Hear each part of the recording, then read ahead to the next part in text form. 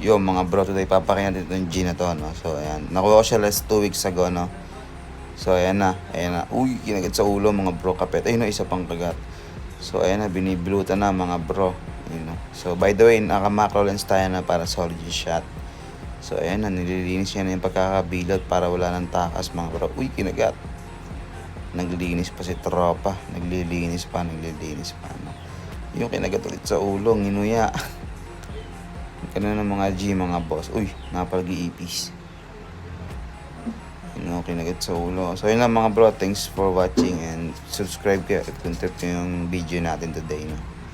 So, yun lang. Thank you.